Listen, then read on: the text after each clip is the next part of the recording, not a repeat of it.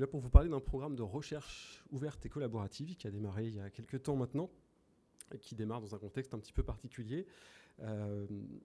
Dans un contexte où, en 2010, on est plutôt sur une réflexion autour de l'informatique, autour des outils qui nous permettent de collaborer et de discuter à plusieurs, et sur lesquels on a quelques exemples d'innovation de garage, qui étaient à l'époque Microsoft, Apple, qui se conçoivent avant tout comme un petit endroit où des passionnés font des choses ensemble et développent des solutions qu'on connaîtra ensuite comme des solutions qui sont beaucoup plus massives et beaucoup plus liées au domaine de l'industrie.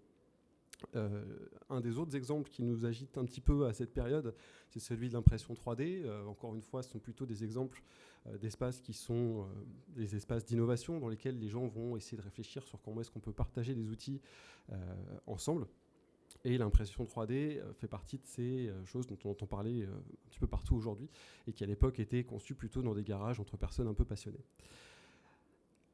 La logique est plus ou moins la même et prévaut encore aujourd'hui sur les sujets autour de la biologie et de la santé. Et l'intuition de certains, c'est de se dire qu'on peut aller chercher un petit peu des mêmes capacités d'innovation avec un domaine qui est celui de la santé, avec des équipements qui parfois sont chers, qui sont complexes. Je suis désolé, j'ai amorcé. Je ne savais pas si ça allait mettre les autres en retard. Et donc, voilà, des outils qui sont encore une fois assez coûteux, assez difficiles d'accès et qu'on souhaitait pouvoir ouvrir. Dans le même temps, au niveau de l'écosystème, sur les sujets de technologie, on a un certain nombre de sujets qui émergent.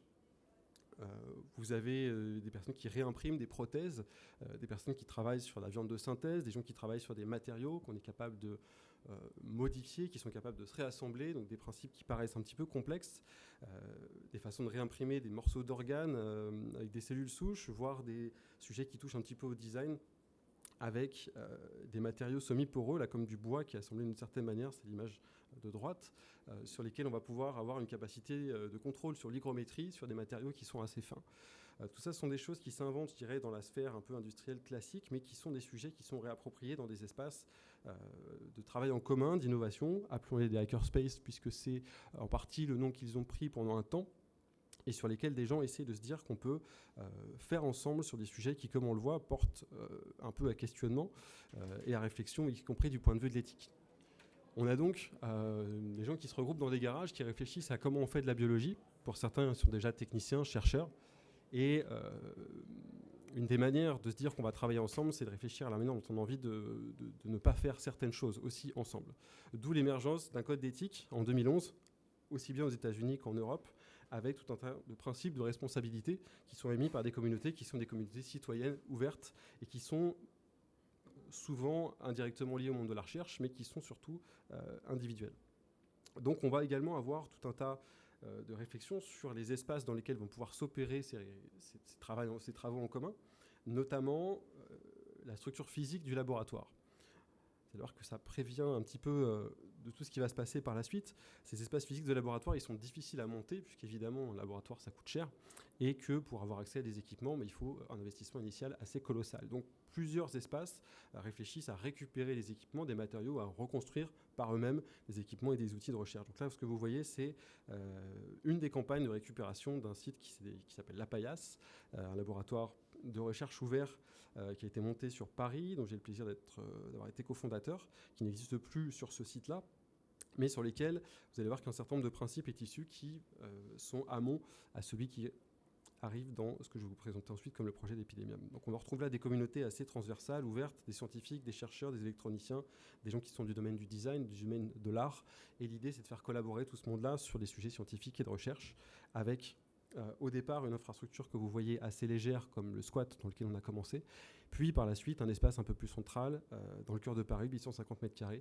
avec 150 m² de laboratoire P1 sur lequel on a pu opérer un certain nombre de sujets.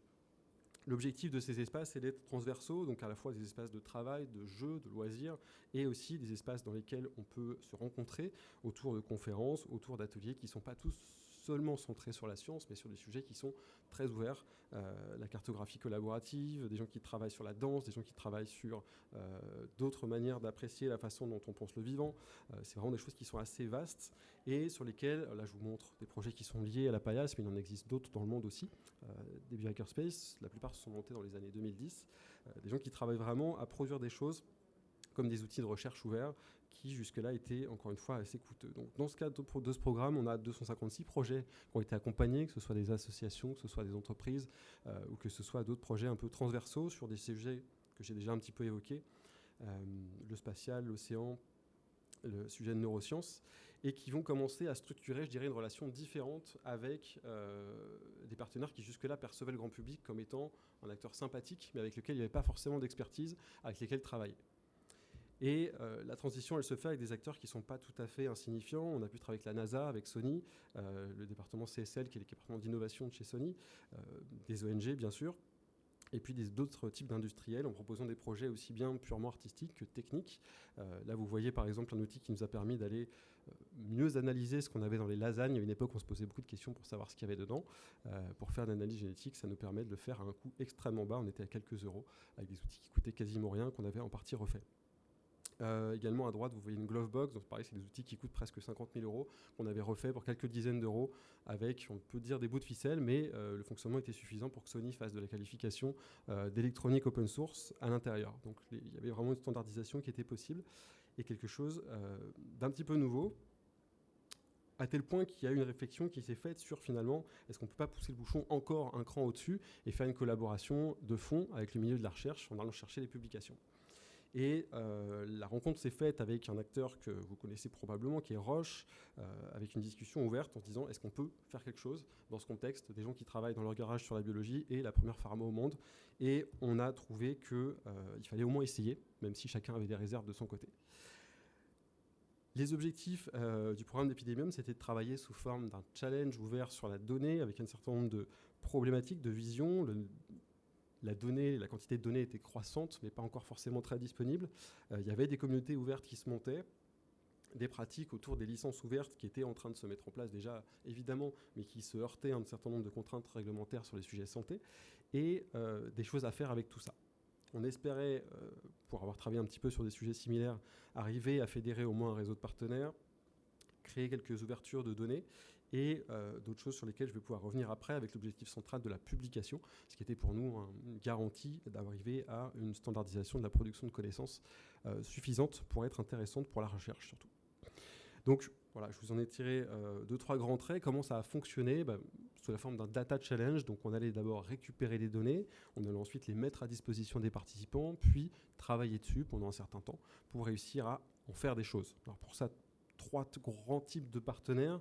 Un partenaire financier qui était Roche, des partenaires scientifiques qui étaient donc ce que vous voyez ici, l'Institut Curie, la Fondation pour la recherche contre le cancer, Unicancer, Clara, le Cancéropole, et des partenaires techniques qui nous ont accompagnés avec des outils qu'ils ont pu mettre à disposition pour stocker les données, les traiter, encore une fois, avec l'idée de les ouvrir pour tout le monde. Vous voyez quelques têtes, c'est pas le plus intéressant, mais c'est une façon de rendre hommage aussi à parmi les personnes qui ont démarré le projet, qui sont Olivier et Mehdi, respectivement chargés de recherche à l'Université Descartes et chef de service à la PHP, et Olivier de Frénois qui travaille aujourd'hui sur le développement d'outils de santé, notamment un échographe open source qui représente un coût 200 fois moins de ce qu'on trouve dans le commerce aujourd'hui. C'est un outil qui est en train de passer les certifications industrielles et qui est complètement open hardware qu'ils sont en train de développer. Pour la gouvernance, les choses ont un petit peu évolué. On était très liés à l'association de la Paillasse au début. Aujourd'hui, c'est encore une association, mais une association à part, avec un fonds de dotation. Je vous épargne les détails. Retenez juste qu'on a un comité scientifique et un comité d'éthique indépendant, avec plusieurs têtes relativement connues au niveau international sur les sujets de santé. Et Cédric Villani, qui est dans un statut un peu intermédiaire depuis ses prises de fonction politique, mais qui reste une des personnes qui a co-réfléchi sur la conception du programme. Alors, qu'est-ce qu'on sort de tout ça ? On ressort avec une quarantaine de projets. Quand on dit des projets, c'est des choses qui sont actionnées, actionnables, sous des formes que je vous évoquerai un petit peu plus avant. 70 événements qui sont aussi bien des événements qui sont des événements de formation, des événements sur lesquels on a mis en relation des participants pour qu'ils puissent travailler ensemble, des événements de promotion, d'explication de ce qui a pu être fait sur le programme d'Epidemium par des participants eux-mêmes, et des communautés, évidemment, qui se sont agrégées, y compris les compagnies d'expertise médicale, sur lesquelles il y a un travail de relation avec les participants qui s'est fait de manière relativement nouvelle. Dans la nouveauté, il y a pas mal de gens qui ont travaillé sur la recherche participative en réalité depuis les années 70, notamment dans la science sociale. un petit peu moins sur les sciences dites dures et encore beaucoup moins sur les sujets sur lesquels on a de la donnée de patients complexes auxquels on a envie d'accéder pour des raisons de recherche, mais auxquels on n'a pas envie que trop de monde accède ou voire même que personne n'accède directement pour des questions d'anonymisation bien compréhensibles et légitimes. Donc, cette question de la donnée, on y reviendra, mais sachez qu'à chaque fois qu'il y a eu un accès aux données, elles étaient totalement anonymisées, donc pas de possibilité de réidentification, et les processus ont été validés par la CNIL. Ça m'évite peut-être une question tout à l'heure, mais vous pourrez la reposer si elle vous intéresse. Vous avez également l'utilisation d'un outil qu'on appelait des Concept Knowledge Maps, qui ont été réalisés en collaboration avec STEAM, qui vient de l'Institut Mines Télécom. Ça, ce sont une manière en fait, de réfléchir à la question qu'on a envie de se poser. Quand on fait de la recherche, généralement, c'est les chercheurs qui vont se dire quelle question on se pose, à partir de quelles données on va travailler, et ensuite on avance, avec les financements, bien entendu. Là, la question s'est posée de manière un petit peu différente. On s'est dit comment est-ce qu'on peut repenser la manière dont on fait de la recherche aujourd'hui sur le cancer. Un des moyens, c'était de mettre d'autres gens dans la boucle, et notamment des comités de patients, notamment des gens qui avaient envie de travailler et de contribuer à ça et de se reposer cette question de l'état de l'art, bien sûr, mais aussi de ce qu'on pouvait peut-être envisager de faire d'autres. Donc ça, c'est un des morceaux des 3 cartes qui ont été produites. Une, celle-ci, sur le cancer et ses traitements existants, une autre sur les usages de la donnée, et une troisième sur l'analyse de données qui nous intéressait. Donc là, vous avez une partie des réflexions qui est présentée. Toutes ces cartes-là se retrouvent sur le site internet de la structure. Et vous avez dans les numéros jaunes des projets qui se sont intéressés à certains des segments qui se sont positionnés. Donc certains sur les mêmes, mais d'autres de manière assez éparse sur le spectre, avec des usages encore une fois différents. Donc la conception de la question de recherche, en fait, était directement formulée par les comités de patients et par les gens qui allaient travailler au programme. Les chercheurs avaient évidemment eu un rôle là-dedans, mais ce n'étaient pas les seuls à avoir réfléchi à ça. Ça, c'est quelque chose de structurellement nouveau dans la manière dont fonctionne la recherche. Ensuite, l'identification de jeux de données. Bon, les jeux de données ouverts existaient déjà un petit peu, mais on est encore en 2013-14 quand on commence à penser le programme. Et il n'y avait pas tant de données ouvertes que ça. Il a fallu commencer à aller réfléchir à essayer de les agréger pour qu'elles disent quelque chose, les standardiser. Et il y a eu un travail énorme des bénévoles pour nettoyer ces jeux de données, pour qu'elles soient réutilisables, alors non seulement par eux, mais aussi par les gens de la recherche qui avaient accès à ces mêmes bases, mais qui n'étaient pas forcément extrêmement structurées. 21 000 jeux de données qui ont été retravaillés. C'est un travail colossal qui a été fait par essentiellement une des équipes d'Epidemium, qui était un peu plus d'une cinquantaine de personnes qui ont retravaillé sur des jeux de données en permanence pendant presque 6 mois, ce qui a donné un outil sur lequel on s'est appuyé, qui est décrit un petit peu ici. Deuxième manière d'obtenir de la donnée. Je vous avoue qu'on n'y croyait pas trop quand on a commencé à travailler avec Roche, de leur dire on travaille intégralement en open source, donc tout ce qui va être produit va être ouvert. Mais ce serait bien que vous jouiez le jeu aussi et que vous ouvriez vous-même de vos données. Imaginez le désarroi des gens en face et surtout le nôtre quand ils nous ont dit on peut y réfléchir. Donc on y a réfléchi. Il a fallu presque 2 ans pour qu'on trouve la bonne manière de le faire, que les procédures soient validées par la CNIL aussi, parce qu'évidemment il s'agissait de données de santé clinique qui avaient déjà été travaillées, sur lesquels il y avait eu des accords préalables de patients, donc il y avait un travail particulier à faire. Mais grâce à notamment l'implication de juristes fabuleux, on a pu avancer sur ce sujet-là. Vous avez également un autre axe sur lequel on est assez content d'avoir pu avancer, c'est celui de la transversalité. Dans le domaine de la recherche, on collabore bien entendu, mais il arrive souvent qu'on collabore moins que ce qu'on voudrait, et en tout cas pas avec des disciplines qui sont aussi diverses que le design, l'art ou encore quelques-uns des disciplines que j'ai pu citer. Là, vous avez la participation directe des intervenants et des gens qui ont contribué à faire que ce programme fonctionne, qui sont venus apporter de la connaissance sur la data, sur la statistique, sur la manière de traiter de la donnée, qui étaient juste participants, qui étaient, je dirais, un peu comme vous et moi, ou qui étaient étudiants, et qui ont envie de participer en donnant, en apportant de la connaissance. Donc ça, ce sont des conférences qui sont ouvertes en ligne sur la chaîne YouTube d'Epidemium et qui sont encore disponibles aujourd'hui. En termes de production, des choses assez diverses, des applications, des service games et des outils de visualisation de données, j'y reviendrai, et une composition d'équipe qui était tout à fait variée. On peut le voir, la corrélation entre les projets qui sont sur la gauche et les compétences qui sont sur la droite. Donc il y a des gens qui sont plutôt stats, plutôt santé, plutôt autres, plutôt rien à voir. Et vous voyez que la distribution est quand même plutôt intéressante. On n'a pas une équipe de biologistes, on n'a pas une équipe d'informaticiens, vraiment les choses sont assez mélangées. C'est ce qu'essaie de montrer ce graphique un peu fouillis, mais assez intéressant quand on l'étudie. Quatrième élément sur lequel on est un peu content, c'est une collaboration avec le Network Science Institute, qui est un institut qui s'intéresse à mieux comprendre les données au sens du réseau, et sur lesquels on a pu analyser un petit peu mieux comment les communautés contribuaient. Et ça, je pense que c'est un apport qui est tout à fait singulier. On a, dans les briques logicielles qu'on utilisait, des outils ouverts dont on s'est servi.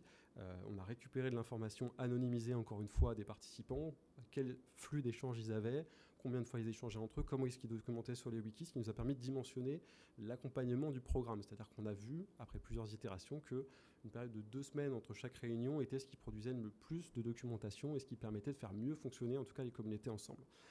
Je ne vais pas aller dans le détail, mais vous avez un travail de fond là-dessus qui est disponible dans le livre blanc, qui est aussi disponible sur Internet. En quelques minutes sur la saison 3, sur quoi on a pu travailler, vous avez ici la prédiction d'évolution du papillomavirus à partir de sections de tumeurs. Donc on a en fait une base de données qui représente des coupes qui ont été faites sur des tumeurs par l'Institut Pompidou. Et c'est ça qui a été mis à disposition des participants qui devaient essayer de mieux comprendre en quoi l'environnement autour de la cellule qui se développait en cancer pouvait avoir une importance. Donc il y a tout un tas de coupes d'histogrammes avec des informations différentes. Et à partir de ça, l'idée c'était de faire de la prédiction sur ce type d'environnement va créer une prédisposition à développer du cancer à incidence mortelle, ce qui était un des enjeux sur lesquels on travaillait.